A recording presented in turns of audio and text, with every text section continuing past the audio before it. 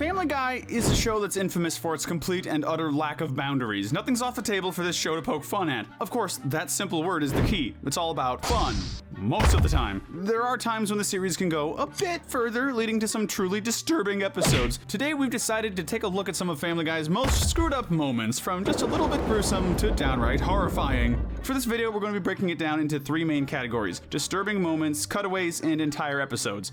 Oh my god!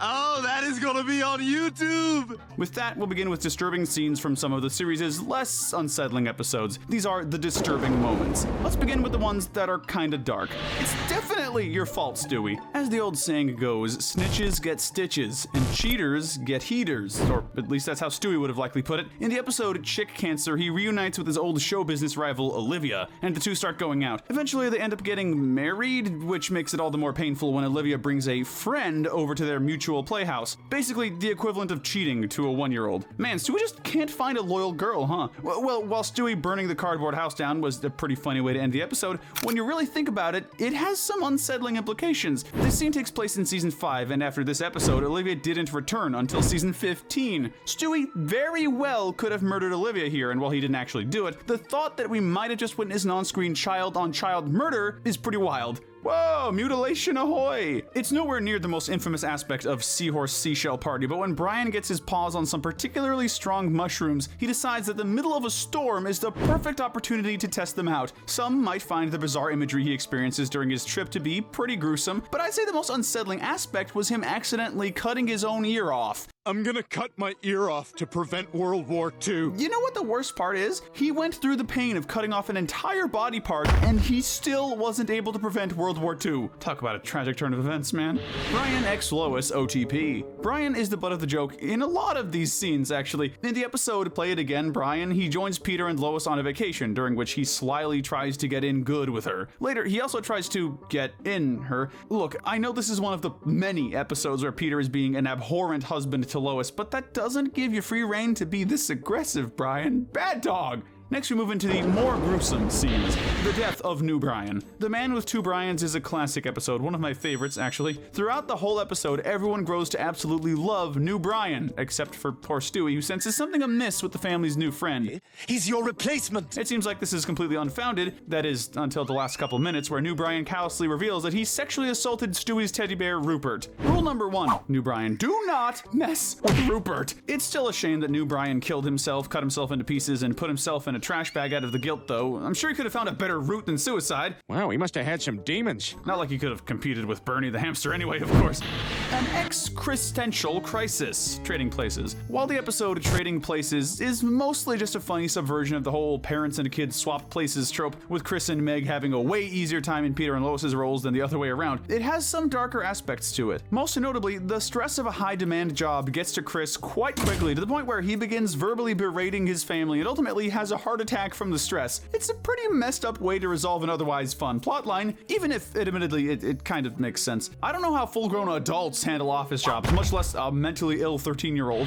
Recurring incest. Man, Seth MacFarlane shows have a lot of incest jokes, don't they? In Halloween on Spooner Street, Meg and Chris end up playing a game of Spin the Bottle at a Halloween party, which somehow leads to them making out in a closet. I don't know. What makes this even more disgusting is the fact that neither of them seem to regret this after the fact. I hooked up with a chick tonight, and I am pretty darn proud of myself. Still, it's nowhere near as bad as the episode Dead Dog Walking, in which Chris and Stewie end up kissing by accident while fighting over a vape pen. It's almost like the writer's room wants to sell me something! Finally, we've reached the downright disturbing, isolated moments in the series. Well, plus 2 recurring moments. Who else but Quagmire? What do you get when you take Boomhauer from King of the Hill, but remove everything about him that's even adjacent to a moral compass? You get Glenn Quagmire, one of the comic relief characters who serves as the resident pervert of Quahog, or at least one of them. I could see an argument that this is a harsh description. I mean, Quagmire has chilled out a lot in the later seasons, and he seems to genuinely care for some of the people around him, like his friends and his sister Brenda, but, like, this dude has literally committed so many crimes of the sex variety, both on screen and implied, that it'd be impossible not to mention him on a list like this. Lois literally weaponizes him against the teenage girl who was bullying her daughter in one episode. In another, he appears to be performing CPR on an unconscious woman, that is, until he bluntly responds, "Why? Thank God you know CPR." What the hell, CPR? Who else but Quagmire could do all this and still avoid prison? Nice try, but I built up an immunity. Well, Herbert. Just Herbert. Come on, you didn't really expect us to make a video like this without the most infamous character in the show, right? Even by Family Guy's usual standards of dark humor, Herbert takes things a little further than many viewers are comfortable with. The entire joke is that he's a creepy child predator, which leads to countless moments of his simping for Chris that are as hilarious as they are disturbing. I mean, this guy's had at least like 4 musical numbers about how much he wants to get with Chris, and those are just the ones I can think of off the top of my head. It seems like the newer era of Family Guy is starting to feel uncomfortable with using Herbert, especially with the onset of the internet and how much more common it is to see stories of people getting outed as predators. It's understandable why he hasn't had a line of dialogue for a few seasons. You've spent time watching children, right? Yes, sir. Yes, I have. Hopefully Herbert will make his triumphant return someday soon, just far, far away from our side of the fourth wall, okay? Brian's injuries. Like I said before, Brian is the butt of plenty of Family Guy jokes, particularly in the later seasons where he's become less sympathetic and more pretentious. Take the season 21 episode Adaptation, for instance. Here, Brian talks to a group of wolves who claim to have read his book, but his naivete leads to him getting a brutal beating because, in a truly shocking turn of events, those wolves did not read his book. He didn't read my book. Thankfully, when he meets a group of gorillas later on, falling for the same trick again, they weren't lying. They did read his book. They just didn't like it. Judging by what they did to his body, I'd say they might have even hated it, but maybe I'm just jumping the gun a little too quickly. Where the juice is my money? Of course, even the classic seasons could be pretty hard on poor Brian. In the episode Patriot Games, the subplot revolves around Brian procrastinating paying $50 to Stewie due to a lost bet on a boxing match. His procrastination leads to Stewie brutally beating him, getting more severe every time Brian dodges him. This includes smashing glass in his eyes, attempting to drown him, pushing him down the stairs, and even roasting him with a flamethrower. As hilarious as Stewie's rage is, you can't help but feel bad for poor Brian, even if it was his fault for ducking Stewie like that. All right, let's go to the bank. Lack of Christmas spirit. Road to the North Pole is one of Family Guy's more controversial episodes, not only due to the disturbing depiction of Santa and his elves, but even more so due to this particularly violent scene. When Brian and Stewie take on Santa's burden of delivering gifts to the kids of the world, they end up discovered by a family whose house they'd broken into. As a result, Stewie, naturally, straight up murders the father when he tries to call the cops. I mean, I guess he could have survived, though. It's not like Stewie meant to do anything more than knock him out, right? Yeah, he's still alive.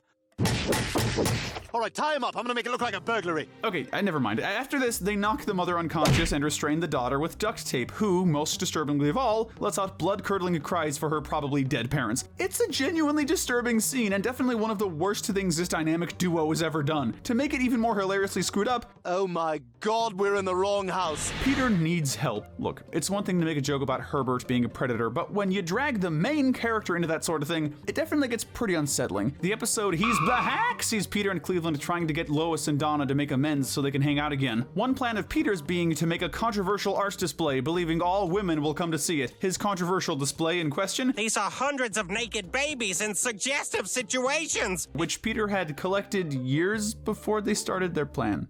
I need help.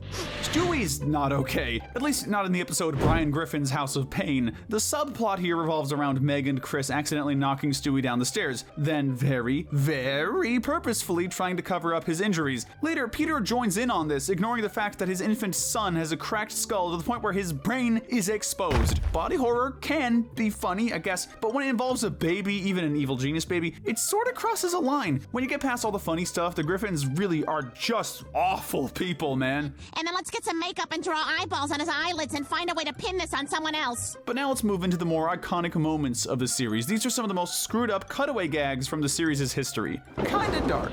Ahead of the curve. Before pretty much the entire internet was aware of how evil Disney is as a company, Family Guy took a shot at it. In this scene, Walt Disney undergoes some serious art training, by which I mean he draws Minnie Mouse naked. You want to be a star, don't you? Then take it off. This is dark on its own, but considering the fact that Disney now owns the rights to Fox, it's also arguably canon, which means that somewhere along with Walt Disney's cryogenically frozen head is a booklet of his Rule 34 art of various characters that he owns. Rat Rent. The only thing weirder about your show having one joke about a female rat being coerced into stripping is having two. In the episode Peter Erotica, it's revealed that Peter once had a rat farm in his basement, and when the couple running it failed to pay rent on time, he pressured the wife.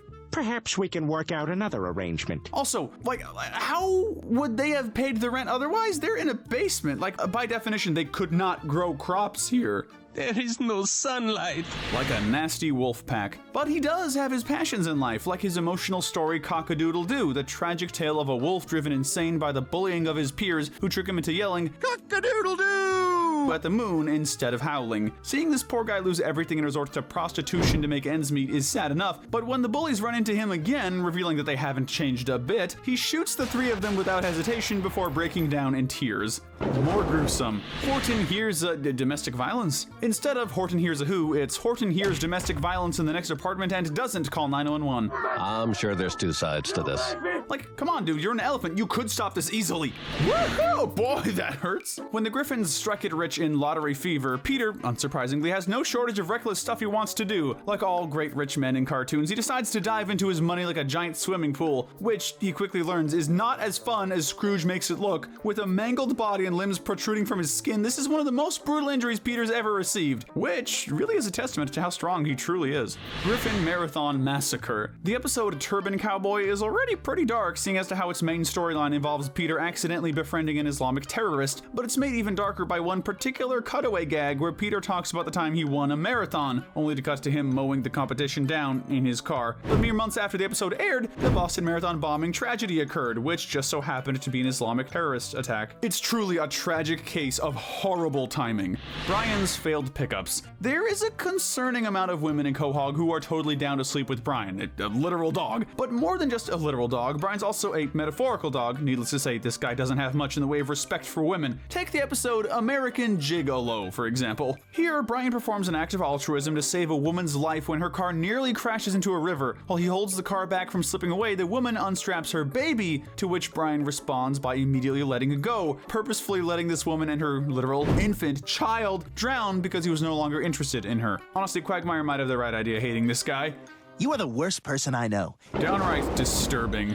Prom Night Dumpster Baby. Of the many musical numbers in Family Guy history, perhaps the most messed up of all is Prom Night Dumpster Baby. Yeah, joking about a teenage girl leaving her newborn son in a dumpster is messed up on its own, but then you add in the fact that it's singing an original musical number alongside 7 other babies. I mean, hey, considering they're able to walk and sing on their own already, I'm sure these little guys will be just fine. Actually, never mind, I just remembered a very unfortunate detail about this town.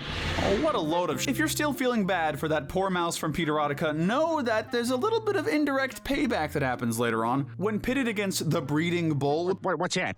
You gonna find out. Peter is taught exactly what his title means, all in front of an entire audience, including his family. Ay caramba! At the tail end of this section is the cutaway from Movin' Out, Brian's song, which is arguably the most controversial in the entire show. See, the joke here is that Quagmire assaults Marge during a bumper for her show and then murders the entire Simpsons family off screen. Ay caramba! Mom and Dad are dead! Okay, ignoring everything else about this, that Bart impression is really funny. But that messed up vibe doesn't always just stick to cutaways. Sometimes it seeps through the entire episode. With that, let's discuss the most messed up episodes in the series' history. They're kind of dark. Into Fat Air. The first episode of season 11 is memorable for a few reasons. Not only is it one of the very few episodes after season 10 where the family sincerely seems to like each other, it's also one of the few episodes that shows all of them sharing a moral compass. When they find the son of their rival mountain climbing family frozen to death, they decide their best course of action is to eat him so they don't starve. This would be messed up enough as a joke, but it's something that the Griffins seriously mull over before going through with it, making this all the more unsettling. All right, you rest up, get better, we ate your son. Hey, at least he's honest though. That'll help them through the years of therapy they'll need after this. Wolf of Wall Street. Brian has done some stupid mess up stuff to get what he wants, whether that's money, women, or fame, but one of his most scummy deeds was in the episode Wolf of Wall Street, where Brian ends up investing in a company that sells incredibly cheap protein shakes. The reason they're so cheap, it turns out, is that they're made out of dogs. This is incredibly morbid on its own, but when Brian finds out about it, he doesn't hesitate to keep going through with it, deliberately betraying his entire species. It's crazy how the fact that Brian is a talking dog is genuinely the only thing keeping this from being a full-on horror movie plot. The guy's literally selling his own kind to the slaughter so he can make some extra cash. Of course, he learns his lesson in the end, by which, I mean, he got saved by Stewie when he was the one about to get protein shaked. When the psychotic baby is the voice of of reason, you know you've messed up severely. Money is the root of all evil. No, it's not. It's just you. Send in Stewie, please. In one of the most bizarre episodes of the series, here we see Stewie speaking with child psychologist Dr. Cecil Pritchfield. In a truly disturbing turn of events, Stewie spends like 7 entire minutes psychoanalyzing a photo of Cecil and his partner Michael and all the ins and outs of their relationship. Jokes aside, that did really happen though, the real screwed up stuff comes near the end of the episode. After Stewie is encouraged to come out of his shell and finally be himself, Dr. Pritchfield comments that he'll finally be like everyone else, to which Stewie immediately reverts back to his usual persona. He then decides that since Dr. Pritchfield is the only one who knows the real him, the only proper course of action is to let him die of a heart attack instead of handing over his heart medication. The episode ends with Stewie struggling to fall asleep while reflecting on the fact that he just watched a man die a preventable death Walter White style. That's just heartless, Stewie. Just like Dr. Pritchfield is now. This is not your day. More gruesome. Life of Brian. This episode hardly needs any introduction at this point. Brian Griffin's fake-out death is one of the most infamous moments in the series' history. Even if he did come back just 2 episodes later, seeing one of the fan-favorite characters of a 2-decade series fall victim to a gruesome vehicular manslaughter was pretty brutal. Seeing a character get viciously injured is pretty normal for this series, but to see him actually die from it is something else entirely. Another reason this episode hit so many fans so hard was the fact that it seemingly came out of absolutely nowhere. Like this wasn't done to shake up the status quo. He comes back literally 2 episodes later, nor was it done after a substantial character arc, because this is Family Guy who's watching it for the character growth. They just killed Brian Griffin, but then they brought him back. This wasn't that weird period of the series where it tried to be edgier and darker, which, that really is an era I'd rather forget, but it is fun to look back at, right? Fresh air. Yep, incest jokes are back, or rather, it's incest plot lines this time. When Carter decides to leave his entire inheritance to Chris after bonding with him for a day, Peter decides there's only one logical way to make sure that sweet inheritance stays in his pockets: by marrying his son. No, I'm not joking. That's literally the premise of the episode. The worst part is that Peter does such a generally poor job of spending time with his own son that Chris actually accepts this simply because he believes it's the only way his dad would want to hang out with him. And if being married means I get to spend even more time with my dad, then it's worth it. This is an episode about a borderline absentee father trying to marry his own son, and it's not even in the bottom 5 of this list. That should tell you all you need to know, really. Oh, yeah, I almost forgot. Chris whacks his grandfather off in this episode. That was amazing. Okay, moving on. Herpy, the love sore. Like the last one, this episode is one of those where a simple synopsis is all you need to know how screwed up it is. In this episode, Brian gives Stewie herpes. See, the joke here is that, they don't really make a lot of jokes with it. It's almost like this premise is far more unsettling than it is funny. God, look at you! You're more herpes than dog! Like seeing a baby and a teenager get herpes from a dog by accident is disgusting.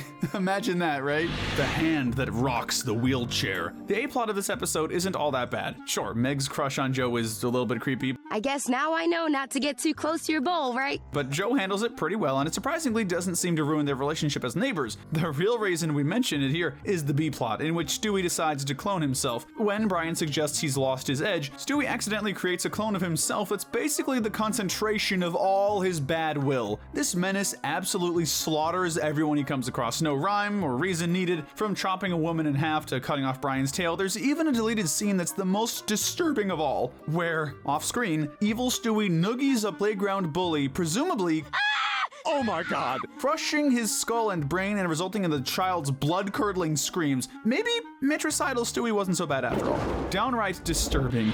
Meg and Quagmire. But first, this video is brought to you by Wicked Binge channel memberships. You can gain access to our videos early before anyone else, plus gain access to members-only emojis and loyalty badges by supporting the channel through a membership. Quagmire is a creep, but the reason his character is so beloved regardless is the fact that it's usually the means of a few jokes, rather than entire plot lines. The episode, Meg and Quagmire, proves why putting Quagmire in the spotlight is generally a bad idea. This whole episode revolves around Meg turning 18 years old. What follows is a severely uncomfortable episode following Glenn's quest to essentially groom Meg into sleeping with him, prompting Peter to do the unthinkable and actually care about her for once. That skank is your daughter.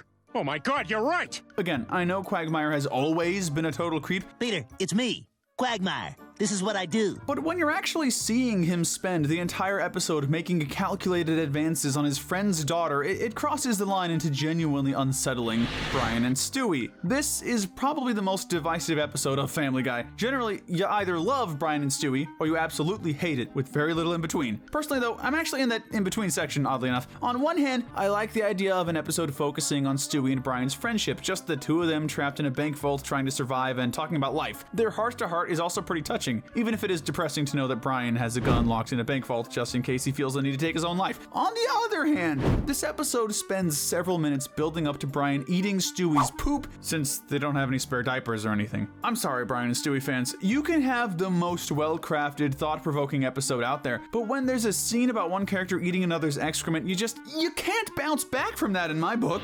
Screams of Silence, the story of Brenda Q. If there's anything more controversial here than that take on Brian and Stewie, it's likely the fact that this episode isn't number one. Unlike the previous, Screams of Silence is widely regarded as one of the worst episodes of the series due to its portrayal of domestic abuse. It's almost entirely devoid of jokes, instead focusing on the portrayal of Quagmire's helpless sister Brenda, who's being abused by her scumbag boyfriend Jeff. While it has a happy ending with the guys going after Jeff and literally murdering him for what he's doing to Brenda, not to mention what he'd do to her unborn child, it's an episode that's genuinely hard to stomach. It tries to throw in a couple of jokes here and there, sure. My finger fell down the stairs. But it just feels wrong. Like, out of all the shows to make a serious story about the dangers of domestic abuse and the importance of standing up against it, Family Guy? Really? I guess I can at least see where this one comes from, and if nothing else, it does have a happy ending where Brenda is free from her awful would-be spouse, and honestly, I kinda liked the joke it ended on. I kinda wanna kill somebody else now. Oh, what? Stewie is enceinte. 2 words. Pregnant baby. That's it. That's the synopsis. There is an episode where Stewie becomes so distraught at Brian and his lack of quality time that he decides the only way to save their friendship is to have a baby together. Babies save relationships. He manages to impregnate himself with Brian's DNA, which leads to the most utterly uncomfortable episode of Family Guy I've ever seen, and probably will ever see. Some highlights for those of you fortunate enough to not have watched it. Brian and Stewie doing a pregnancy photo shoot, Stewie giving birth in Brian's car, complete with the babies splattering against the windows, Stewie commenting on how he wants to eat his placenta. Placenta? Whatever comes out, save it. I want to eat it. 2 of the babies straight up drowning right behind their parents. And who could forget the babies themselves? Just look at these little demons from the pits of hell. I mean, angels. Who doesn't love to see little mutant dog baby hybrids mutilating themselves?